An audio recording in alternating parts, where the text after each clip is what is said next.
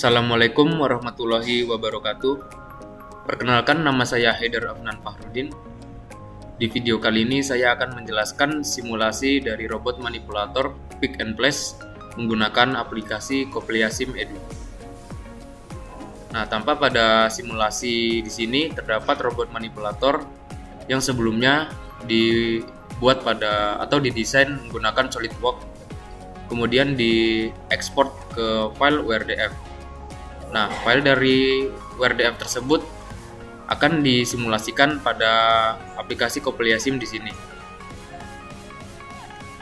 Nah, pada robot manipulator ini terdapat 4 join. Yang pertama yaitu joinnya berada di posisi samping, kemudian join kedua, kemudian join ketiga, dan yang terakhir ini merupakan join keempat. Nah, di sini juga terdapat lengan atau link dari robot manipulatornya. Di sini lengan 2 respondable, kemudian arm 3 respondable, dan arm 4 respondable. Kita di sini juga terdapat bidak visual, yaitu objek yang akan kita pindahkan ke tempat penampung. Di sini kita beri nama kotak tampung visual. Nah, berikut merupakan tampilan dari kotak tampung visual yang berguna untuk menampung objek yang setelah dipindahkan. Kemudian di sini juga terdapat target ya. Target ini berada di ujung end efektornya. Di sini dapat kita lihat. Nah, merupakan targetnya. Nah, untuk targetnya sendiri kita beri script. Nah, isi dari script tersebut berupa program yang akan menggerakkan dari robot manipulatornya. Di sini terdapat pad handle sama dengan sim get object handle pad. Dia akan memanggil padnya. Kemudian di sini local change position only sama dengan 1. Di sini akan melakukan perulangan while do. Jika get simulation time lebih dari 5 dan mode sama dengan 0, kemudian sim follow path, maka simulasi akan mengikuti pad atau pergerakan dari padnya. Nah, di sini juga terdapat pad. Apa itu pad? Pad merupakan jalur perpindahan dari posisi pertama ke posisi akhir. Nah, di sini tampak pada tampilan jalurnya ya. Seperti ini pad. Nah, di sini juga terdapat gear, yang dimana fungsi gear ini untuk membuka tutup dari ujung end efektornya ini. Di sini juga terdapat script yang dimana dalamnya terdapat pemrograman yang dimana untuk membuka tutup dari gripper tersebut. Di sini terdapat file do atau perulangan if sim get simulation on time kurang dari 1, maka grip akan menutup. Nah, di sini juga kita set join target velocity-nya yaitu 1. Dan jika get simulation time-nya lebih dari 10, kemudian maka gripper akan terbuka, maka objek akan terlepas atau jatuh.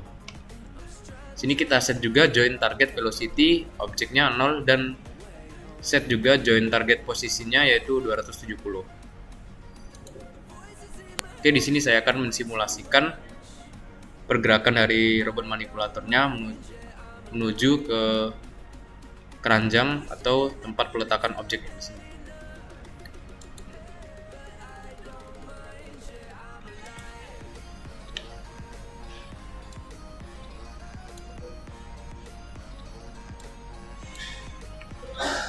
Oke, kita coba sekali lagi.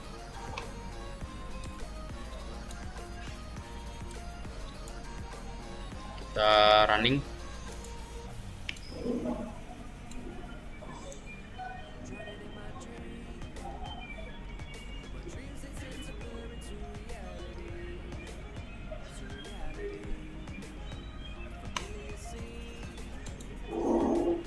Oke, mungkin sekian penjelasan dari simulasi robot manipulator pick and place. Oke, selanjutnya di sini saya akan menjelaskan persamaan forward kinematik pada robot manipulator yang telah dibuat. Di sini kita menggunakan trade-off atau 3 derajat kebebasan. Jadi untuk forward kinematik ini kita membutuhkan inputan yaitu berupa masukan sudut dan keluaran XY. Untuk menentukan forward kinematiknya, kita tentukan set awalnya terlebih dahulu. Untuk posisi awalnya di sini terdapat 3 link, yaitu link pertama L1, link kedua L2, dan link ketiga L3. Di sini juga terdapat 4 join. Join pertama, join kedua, join ketiga, dan join keempat. Untuk panjang dari link 1 yaitu panjangnya kurang lebih 12 cm. Jadi sama seperti link 2 dan juga link 3. Kurang lebih 12 cm. Jadi untuk menentukannya kita harus menentukan sudut dari link 1 yaitu θ1, sudut dari link kedua θ2, dan sudut dari link ketiga yaitu θ3. Karena pada set awal posisi link 1 dan link lainnya berbeda, jadi sudut link 1 tentunya akan berbeda sampai dengan link ketiga. Dapat kita lihat di sini perbedaan posisi dari setiap linknya terhadap titik lurus setelah link pertama. Ini merupakan link kedua dan titik lurusnya, dan juga ini merupakan link ketiga dan juga titik lurusnya. Untuk mendapatkan posisi XY pada forward kinematik dalam menentukan n vektornya, maka didapatkan persamaan rumus X sama dengan L1 cos θ1 ditambah L2 cos θ1 plus θ2 ditambah L3 cos θ1 plus θ2 ditambah θ3. Untuk rumus Y-nya sendiri yaitu L1 sin θ1 ditambah L2 sin θ1 plus θ2 ditambah L3 sin θ1 plus θ2 plus θ3.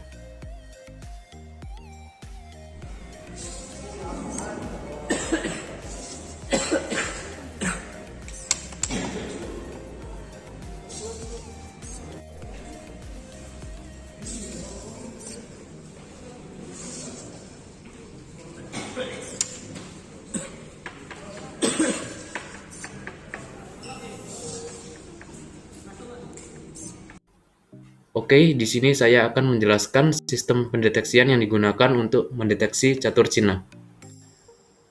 Untuk metode pendeteksian yang digunakan untuk pendeteksian objek catur Cina ini, saya menggunakan YOLO V3. Sebelum mendeteksi objek tersebut, kita memerlukan proses pengambilan data terlebih dahulu, yaitu dari objek catur Cinanya. Berikut merupakan sampel dari pengambilan data dari catur Cina. Seperti ini merupakan data yang telah diambil. Sebelumnya ini saya record menggunakan video, setelah itu saya convert menjadi JPG agar tidak terlalu lama dalam mengcapture setiap gambarnya. Setelah kita melakukan proses pengambilan data, kemudian seluruh data ini kita copy untuk di labeling. Untuk folder dalam proses labelingnya saya menggunakan referensi dari GitHub ya. Sini saya sudah menyiapkan folder untuk labelingnya. Untuk fotonya diletakkan ke dalam folder image di sini. Nah, berikut merupakan foto yang telah di copy di dalam folder labeling di sini. Setelah gambar tadi di copy, kemudian kita tentukan objek yang akan di label. Di sini kita membuat objeknya ada 15 ya. Dari saya beri nama catur hitam 1 sampai catur hitam 7, kemudian yang catur merah 1 sampai catur merah 7, dan yang terakhir yaitu end effector. Setelah itu kita tentukan juga obj data atau jumlah kelas yang digunakan untuk melabel gambar tadi. Di sini kita menggunakan 15 kelas atau 15 objek untuk di labeling.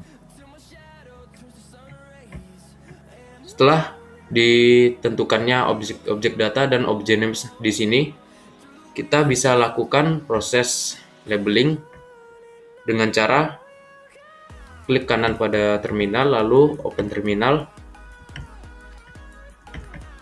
lalu kita klik. Ya, di sini kita tentukan dulu pemanggilan folder dari gambar tadi. Di sini yaitu YOLOMAG X64 release, kemudian sampai ke obj names. Langsung saja ke terminalnya, kita klik labeling.sh, lalu enter. Nah, berikut merupakan sampel dari labeling yang telah dilakukan. Untuk jumlah data yang saya ambil untuk proses labeling ini kurang lebih sekitar 3000 data ya. Ini dilakukan setiap per objek, jadi agar datanya lebih bagus juga, dan variasi posisi dari pengambilan objeknya, pengambilan gambarnya. Seperti ini. Dan ini juga merupakan end effectornya. Setelah dilakukan proses labeling, maka didapatkan hasil dari train.txt-nya ya. Train.txt merupakan posisi dari koordinat dari labeling tersebut. Seperti ini hasilnya.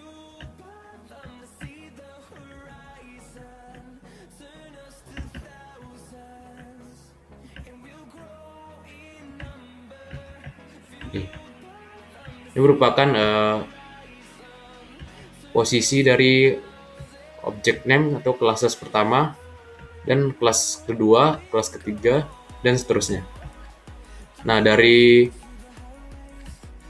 output dari train.txt ini kemudian di copy untuk dilakukan proses training atau learning gambarnya. Kita sini boleh langsung mengcopy X64-nya untuk melakukan proses training gambar. Untuk trainingnya sendiri saya menggunakan referensi dari GitHub juga.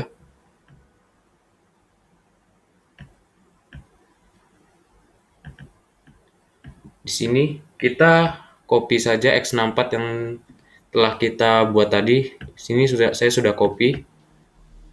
Kemudian setelah itu kita tentukan terlebih dahulu obj names, obj id. Ini kita copy 3 biji.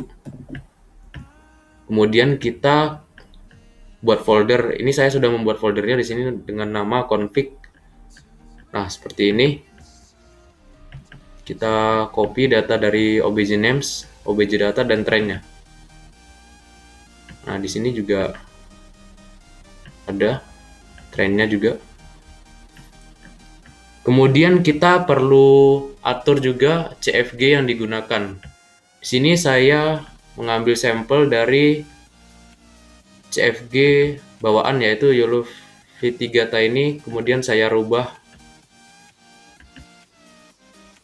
classes dan filternya.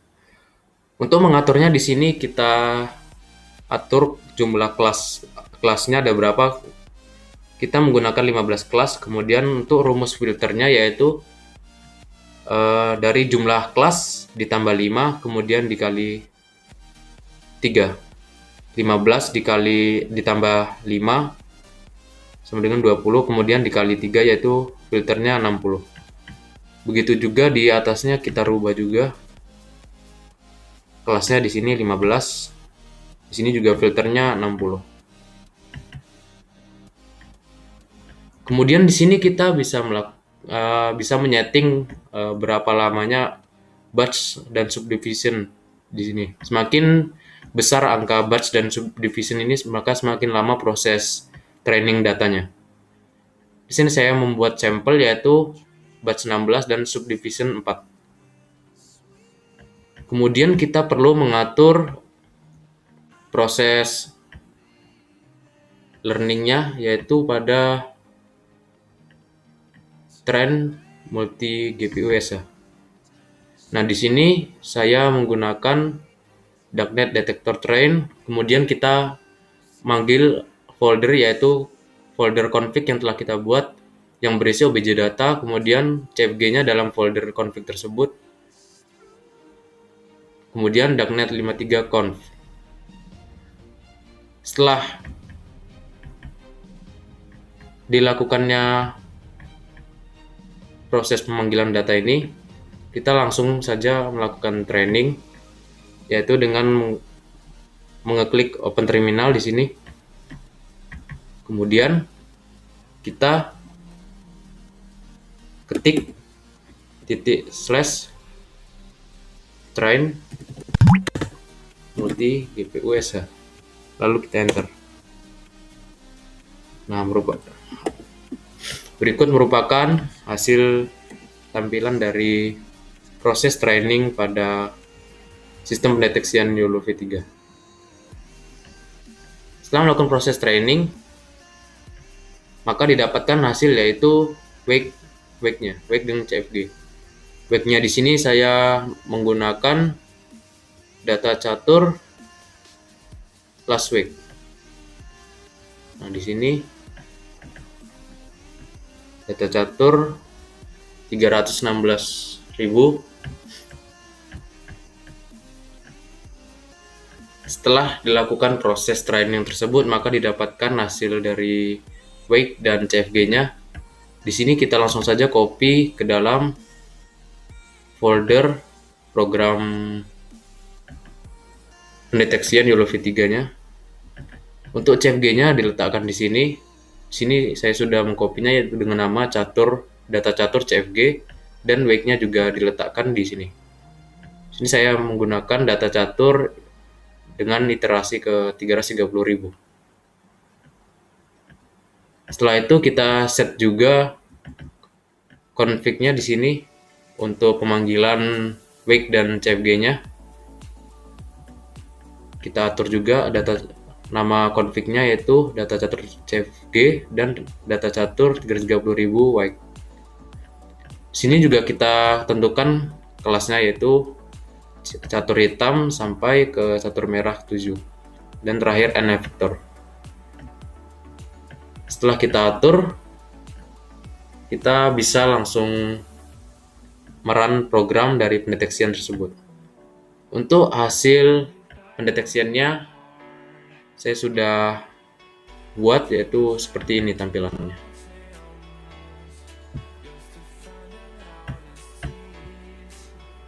Saya melakukan publish image terlebih dahulu, kemudian data dari image-nya disubscribe oleh program YOLO V3.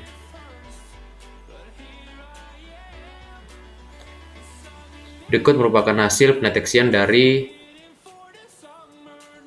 objek catur Cina yang telah dilakukan proses training.